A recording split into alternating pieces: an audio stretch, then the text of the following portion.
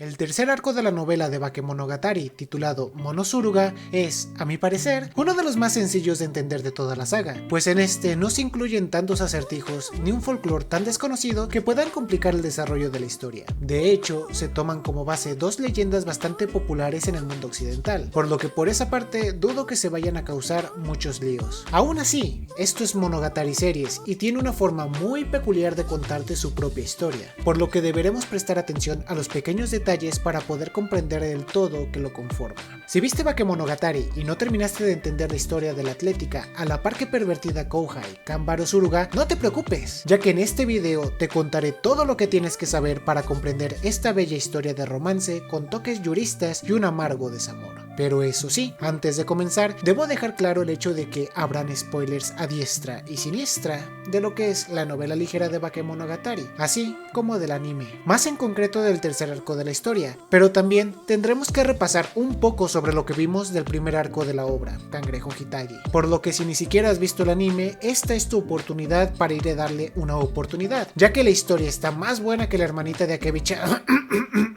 que Marin Kitagawa. Sí, no pretendía mencionar a ninguna loli. También te invito a que veas el video que hice explicando el primer arco de Bakemonogatari, Cangrejo Hitagi. Y si ya lo viste, pues vuélvelo a ver, güey, no mames, te estás dando cuenta que subo un video al año, no seas cabrón. Así que puedes pasar a darle todo el amor que se merece. Te dejo el enlace en la descripción. Dejando claro todo lo anterior, comencemos. En esta ocasión vamos a tener que hacer algo diferente a lo habitual, pues vamos a tener que contar la historia por orden cronológico y nos tenemos que remontar a varios años atrás de los acontecimientos de Bakemonogatari, a una época anterior en la que nuestra querida Changuito haya nacido. La familia de Kanbaru es un poco particular. Su padre venía de una familia bastante estricta y tradicionalista, mientras que su madre era alguien que se salía bastante de dicho concepto. No quiero hacer spoilers de futuras entregas de la saga, pero es importante que se vayan enterando que Toe, la mamá de la Changuito, es alguien que está o estuvo muy metida en el lore de las excentricidades. Si metemos en una fórmula a una familia tradicionalista y le añadimos a una chica extraña y liberal, obtenemos como resultado un matrimonio caótico en donde ninguno de los familiares aceptaría dicho compromiso, pero esto les importó más bien poco a los padres de Kanbaru, así que cortaron cualquier tipo de lazo con sus familias y decidieron hacer su vida juntos, alejados de cualquiera que intentara romper su relación. Producto de esa decisión nació Kanbaru Suruga, una pequeña niña que vivió los primeros 8 años de su vida de forma normal y tranquila, al lado de sus extraños pero queridos padres. Kanbaru en su época de Loli era completamente una niña normal. De hecho, si había algo por lo que ella sobresalía del resto, era por no ser una niña atlética y más bien estar situada en el espectro torpe en cuanto a capacidades motrices se refiere. Pero ¿cómo pasó una niña que se tropezaba en cuanto comenzaba a correr a convertirse en la mejor jugadora de básquetbol femenil de la preparatoria, a tal nivel que incluso grupos de chicos universitarios pedían jugar en contra de ella? Pues para contestar a esa pregunta tendremos que mencionar una serie de eventos desafortunados que marcaron por completo a nuestra querida Changuito. El primero y el desencadenante de todos los demás fue el hecho de que los padres de Kanbaru fallecieron en un accidente de tráfico cuando ella solo tenía 8 años de edad. El problema no era solamente la tristeza que le generó a la futura basquetbolista la pérdida de sus dos padres, sino que además, debido a la oposición de matrimonio que tuvieron ambas familias para que ellos no se juntaran, dejó a Kanbaru completamente sola cuando ocurrió el accidente. O eso debió haber sido así, ya que a pesar de no haber tenido ningún contacto con otro familiar, Kanbaru fue adoptada por su abuela paterna, quien se llevó a Kanbaru a vivir a la ciudad y se encargó de eliminar cualquier rastro que pudiera contener algún mínimo recuerdo de sus padres. Esto debido al odio que sentía por el matrimonio, así como para evitar que su nieta se viera influenciada por su excéntrica madre fallecida. Sin embargo, Kanbaru pudo conservar un objeto que le regaló su mamá unos días antes de su accidente, una pequeña caja de madera con una tapa sellada que en su interior contenía algo similar a una pata de mono. Al entregárselo, su madre le explicó que lo que se encontraba allá adentro le cumpliría 3 deseos si ella se los pedía. Y sí, como seguramente lo habrás adivinado, esta pata de mono forma parte de una excentricidad. Con la inocencia incrédula de una Loli Kanbaru, no creía que un objeto tuviera tanto poder, así que simplemente lo atesoró como su último recuerdo de su querida mamá. Lamentablemente, poco tiempo duró para que Kanbaru experimentase de primera mano que la pata de mono realmente tenía un poder que iba más allá de la comprensión, ya que como dijimos anteriormente, Loli Kanbaru tuvo que dejar atrás toda su vida y comenzar completamente desde cero en una gran ciudad con gente que ni siquiera conoce, así que no fue nada sencillo para ella poder adaptarse. Rápidamente, Kanbaru sufrió de acoso por parte de sus compañeros, debido a su acento de pueblo y por lo torpe que era para los deportes. Esto provocó que ella se aislara de sus compañeros y comenzara a crecer un rencor hacia ellos, pero su fortuna estaba a punto de cambiar, ya que un evento deportivo estaba cerca de ocurrir en su escuela y ella ingeniosamente pensó que si podía ganar la carrera de atletismo, se podría ganar el respeto de sus compañeros, así que se puso a entrenar para lograr sus objetivos. Sin embargo, esto no iba nada bien. Ella era muy torpe,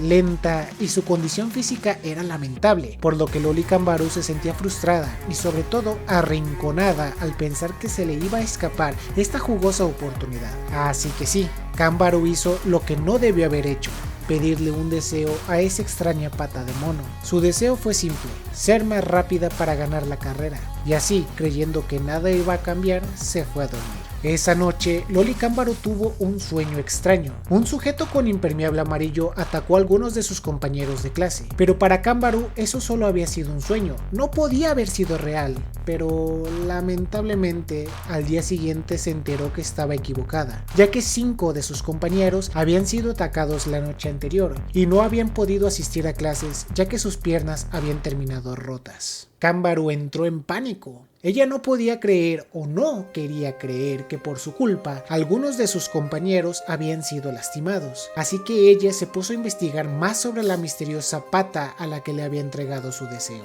Indagando un poco en la biblioteca, Loli Kanbaru encontró una obra llamada La pata de mono, escrita por el británico William W. Jacobs. Básicamente, la premisa del libro era que la pata de mono cumpliría el deseo de su portador, pero no de la manera en la que el portador lo desea. Así que ¡bingo! Kanbaru había encontrado la causa, o bueno, eso fue lo que ella quiso pensar que era la causa por su propia conveniencia. Ya llegaremos a eso más adelante. A pesar de descubrir la razón y de haber sellado la pata de mono en esa caja con varias cintas y haberla ocultado completamente de su vista, el problema aún persistía, ya que la pata de mono no se detendría hasta cumplir el deseo de su portadora de hacerla más rápida que el resto de sus compañeros. Así que, temerosa de volver a lastimar a más personas, ella se esforzó al máximo por ser la más rápida por méritos propios. Entrenaba cada hora que tenía oportunidad hasta casi desfallecer, y poco a poco sus entrenamientos fueron dando sus frutos, ya que según Kanbaru, si nadie era más veloz que ella, la pata de mono no se vería obligado a actuar para cumplir su deseo. Sus esfuerzos se vieron recompensados. Kanbaru había ganado la carrera y aunque no fue de inmediato, sus compañeros comenzaron a interactuar más con ella. Y de hecho, le había tomado el gusto al ejercicio, por lo que se fue transformando en la chica atlética y llena de energía que conocemos en Bakemonogatari. No obstante, Kanbaru no sabía si por ganar la carrera la pata del mono contaría como si yo hubiese cumplido su deseo, o si por el contrario, esta seguiría vigente de forma pasiva, esperando la oportunidad para volver a actuar. Así que con el temor de que su deseo siguiera vigente, Kanbaru tenía que apostar a ser siempre la mejor, pero sabía que si seguía en el atletismo encontraría fácilmente a personas que fueran superior a ella, ya que se destacaba principalmente por su velocidad inicial y no por mantener un fuerte ritmo de velocidad a largas distancias. Así que Kanbaru rápidamente vio en el básquetbol la solución perfecta, ya que es un deporte de impacto donde se hacen carreras de unos cuantos metros. Ella definitivamente podría ser la mejor en cuanto a velocidad se refiere, convirtiéndose el básquetbol así en su deporte predilecto y en el que unos cuantos años después se volvería toda una leyenda. Los años pasaron y Kanbaru entró a la secundaria. Ella ya no era la chica tímida y torpe de pueblo. Kanbaru había eliminado su acento y su habilidad en el básquetbol le había forjado una gran reputación. Esa reputación la llevó a conocer a una persona que se volvería muy importante para ella. Así es, hablo de nada más y nada menos que Senjougahara Hitagi, una estudiante de segundo año que había escuchado los rumores de que Kanbaru era la chica más rápida de la secundaria, lo que la llevó a desafiarla a una carrera. Debemos recordar que Tsundere-chan durante su época como estudiante de secundaria era una chica normal. O bueno, más que normal, ella era toda una chica ejemplar, físicamente hermosa, inteligente, social, además de ser la estrella del club de atletismo, por lo que quiso enfrentar a Kanbaru, quien se decía era la chica más rápida de toda la escuela. Por el miedo a que la pata de mono siguiera activa, Kanbaru se negó contundentemente a competir con Gahara o con cualquier otra persona en una carrera directa. Ahora bien, eso no evitó que la Changuito y la chica cangrejo se volvieran buenas amigas. Kanbaru sentía una profunda admiración y respeto hacia su senpai por todo lo que ella representaba, y eventualmente esos sentimientos se transformaron en amor. Así es, a Kanbaru le va el hermoso y fascinante mundo del yuri, y es abiertamente lesbiana con su orientación sexual. A pesar de ello, Kanbaru nunca expresó sus sentimientos hacia su adorada senpai, y tuvo que ver cómo ella se graduaba dejándola atrás en una escuela que a sus ojos se volvió gris por perder a la persona con la que tanto anhelaba estar. No obstante, Kanbaru se centró completamente en los estudios y en el básquetbol, ya que no iba a dejar que su respetada senpai se fuera por siempre de su lado. Así que se obstinó tanto con los estudios para poder entrar en la misma preparatoria de elevado nivel académico que Senju Gahara, aunque esta escuela no se destacara por un papel sobresaliente en el básquetbol, solo para poder estar junto a ella y declararle su amor. Y de nueva cuenta, sus esfuerzos dieron fruto, ya que pudo ingresar a la estricta preparatoria Naoetsu, donde se volvería a ver con su querida senpai. Sin embargo, el tan esperado encuentro no fue para nada maravilloso como Kanbaru lo había imaginado. Como vimos en el arco del cangrejo Hitagi, durante el periodo de vacaciones en el que Senju Gahara salió de la secundaria e iba a entrar a la preparatoria, tuvo su fatídico encuentro con el cangrejo que le había robado todo su peso. Al ser ella tan frágil como era su condición, en la que incluso chocar accidentalmente con una persona podía hacer añicos sus huesos, más el hecho de que su confianza había sido fuertemente golpeada por la traición de su madre y había sido estafada hasta dejarla en la total pobreza por gente que decía que podía curar su condición, Senju Gahara se había cerrado completamente a interactuar con las personas, siempre actuando a la defensiva y amenazando a cualquiera que intentara acercarse a ella. Ningún solo rastro de la brillante, amable y casi perfecta chica que fue Senju Gahara Hitagi en la secundaria quedaba, algo que provocó un fuerte impacto en Kanbaru, quien tras intentar volver a hablar con su querida senpai, esta la rechazó de una forma hostil y poco afectiva. Luego sucede algo en lo que no se indaga mucho en la historia,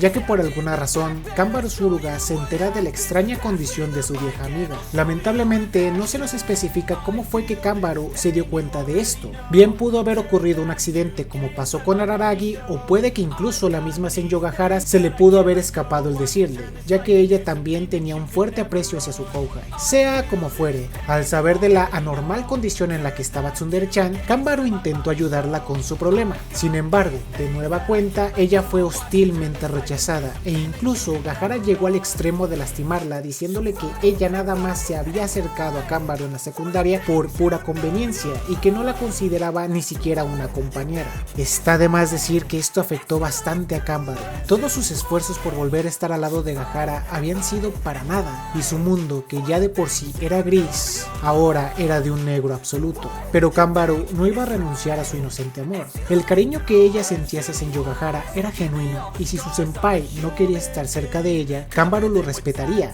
e incluso haría todo lo posible por no cruzarse frente a ella, suprimiendo las ganas de tomar la pata de mono y pedirle que curase la enfermedad de Senju Gahara. Hasta aquí todo con normalidad. En su primer año, Kanbaru se centró completamente en el básquetbol, en gran medida para no pensar tanto en Senju Gahara. Su pasión por el deporte la llevó a convertirse en la capitana de la selección de su escuela. Ganaron algunos trofeos a pesar de que el equipo nunca había conseguido nada, y su reputación fue tan grande que incluso los equipos masculinos de otras escuelas solicitaban jugar en contra de la preparatoria Naoetsu como entrenamiento para futuros torneos. Todo iba de maravilla. Kanbaru se había vuelto la chica más popular de la escuela, ya que llamaba la atención tanto de chicas como de chicos, independientemente si eran de grado inferior o de grado superior, hasta que un día pasó algo que la devastó. La obsesión de Kanbaru por Senju Gahara Hitagi no había desaparecido, puede que incluso hubiese incrementado al estarla evitando, así que el shock que tuvo cuando se enteró de que un chico que no conocía de la nada estaba pasando tiempo a solas con su senpai y esta lo aceptaba felizmente, destrozó emocionalmente a Kanbaru. Ya sabemos que en su tercer año de preparatoria, Araragi Koyomi ayudó a Senju Gahara Hitagi con su problema y eventualmente comenzaron una relación. ¿Por qué? ¿Por qué no soy yo? ¿Por qué no me permitiste quedarme a tu lado, pero a él sí? ¿Por ser mujer? ¿Todo es culpa de mi género? ¿Acaso no pude demostrarte que mis sentimientos hacia ti eran verdaderos y más fuertes que los que cualquiera pudiera llegar a sentir? Kanbaru estaba celosa, adolorida, decepcionada de sí misma. Sentía una rabia, un coraje extremo por lo que sus ojos le mostraban, así que en un estado casi inconsciente volvió a tomar la pata de mono y le pidió su segundo deseo: quiero estar al lado de Senjogahara. La obra de Jacobs decía que la pata de mono cumpliría el deseo de su portador, pero no de la manera en la que el portador lo desea. Al darse cuenta del error que acababa de cometer, Kanbaru vio la mitad de su brazo izquierdo transformado en una desagradable pata de bestia peluda. Kanbaru sabía que la había cagado toda, y recordando cómo actuó la pata de mono con su primer deseo, sabía que la vida de Araragi Koyomi corría peligro. Sin embargo, la pata de mono no actuaría mientras la conciencia de Kanbaru estuviera activa, pero como ella tenía la necesidad de dormir en algún momento, solo pudo vendar su brazo y acercarse a Araragi para preguntarle si no lo había atacado durante la noche. Es en este punto donde inicia secuencialmente la historia del mono Suruga, pues vemos a un insistente Kanbaru acercarse a Koyomi nada más para charlar con él, llevándolo al punto de incluso pensar que Kanbaru, quien no tiene nada que ver con él, por alguna razón sin sentido se había enamorado perdidamente. ¡Ja! Algunos días habían pasado desde que Kanbaru le había pedido su deseo a la pata de mono, y este aún no había comenzado a actuar. Pensó que tal vez en esta ocasión cumpliría su deseo de alguna otra forma, así que bajó un poco la guardia hasta que un día se enteró de primera fuente que Senjogahara y Araragi realmente estaban saliendo, y que un día iban a estar a solas en la casa de su senpai para, entre muchas comillas, estudiar. Esto lastimó fuertemente a Kanbaru y la hizo sentir tantos celos que esa misma noche la pata de mono se apoderó de ella y atacó a Koyomi cuando este regresaba realmente solo de estudiar de la casa de su novia Tsundere. Con una fuerza sobrenatural, un sujeto con impermeable amarillo golpeó a Araragi, el cual definitivamente habría muerto si no fuera por su condición de semivampiro. Aún así, Koyomi estaba acorralado.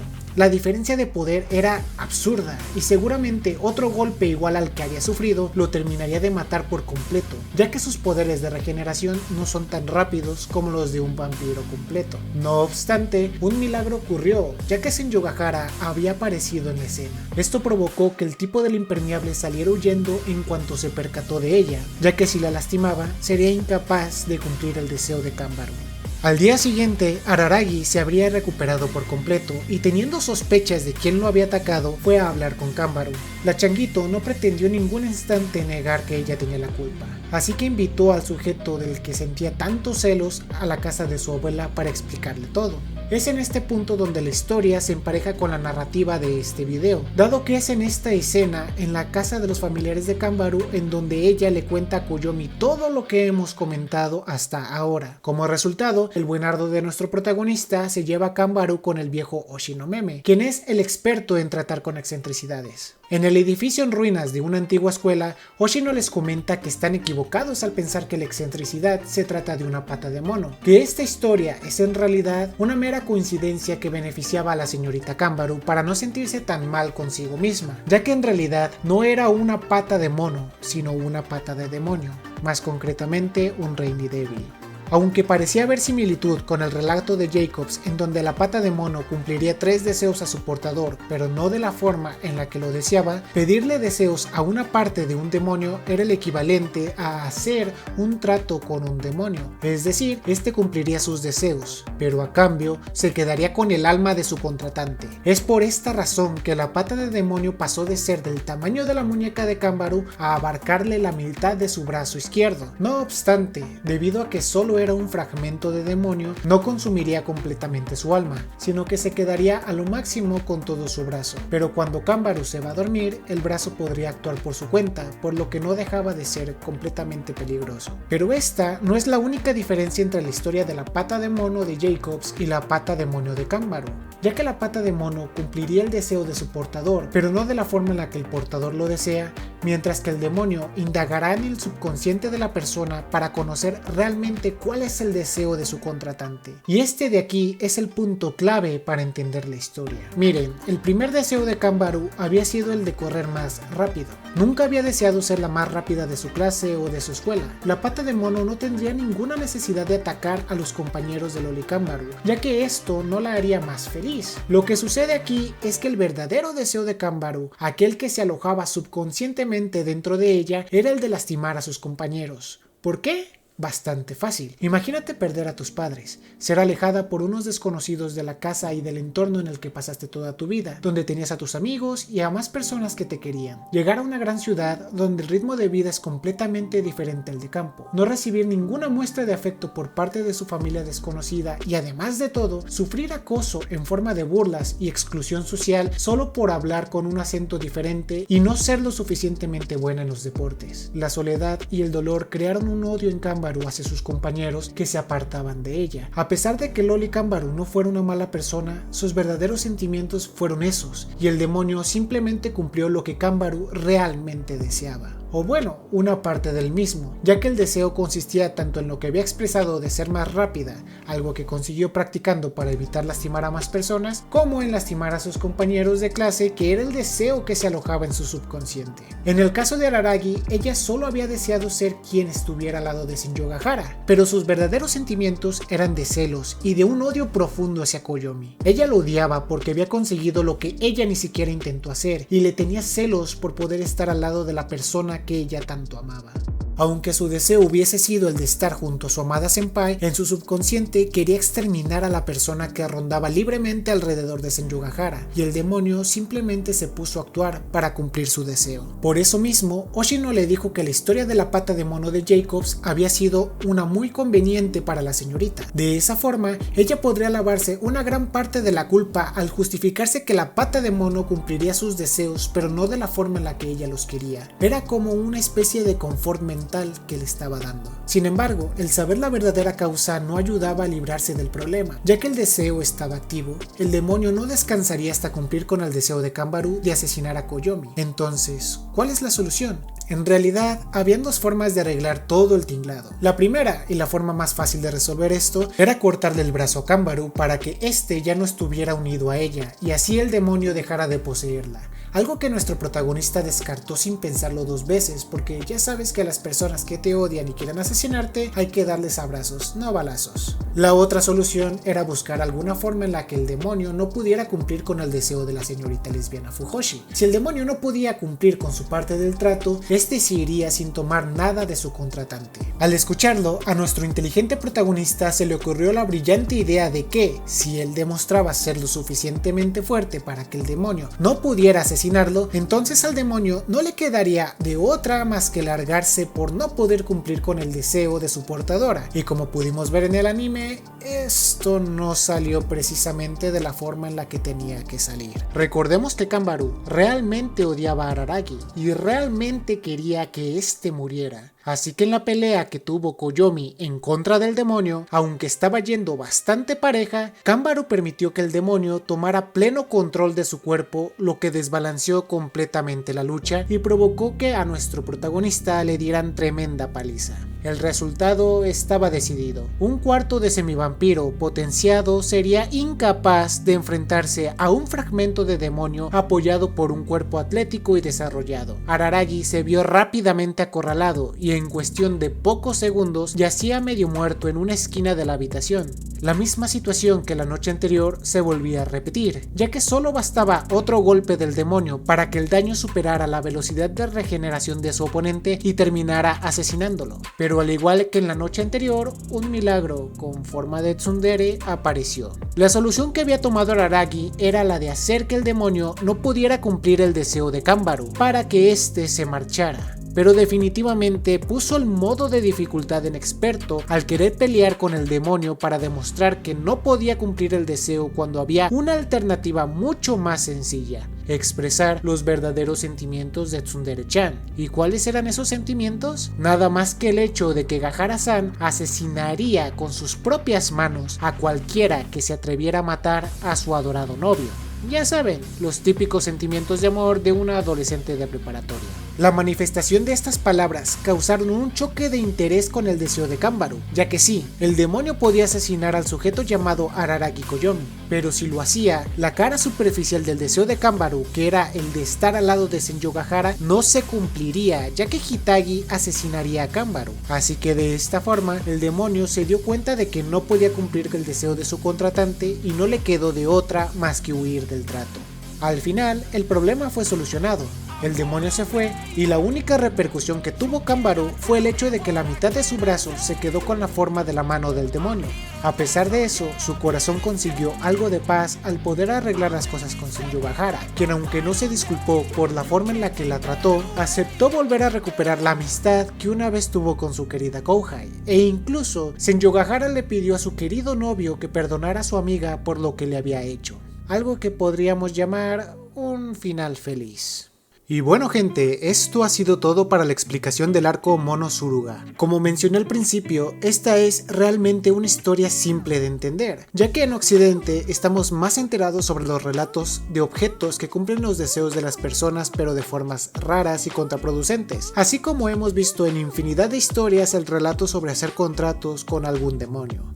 En fin, espero que el video les haya gustado y sobre todo que les haya aclarado esta bella historia de desamor. Este arco me gusta particularmente ya que nos muestra que un personaje, o mejor dicho, una persona, no tiene que ser precisamente bueno o ser malo. Los seres humanos somos complejos y actuamos de diferentes formas en diferentes situaciones. Bueno, mis estimados usuarios desconocidos de YouTube, yo me despido por ahora. Ya no digo que intentaré hacer videos más frecuentemente ya que siempre termino quedando mal y entre todos los proyectos que tengo no puedo hacer un compromiso de ese estilo. Sin embargo, te agradecería si te suscribieras a mi canal, así te darás cuenta de las tonterías que tengo que decir de vez en cuando. Total, eso ha sido todo, nos vemos para la próxima, un besazo, chao.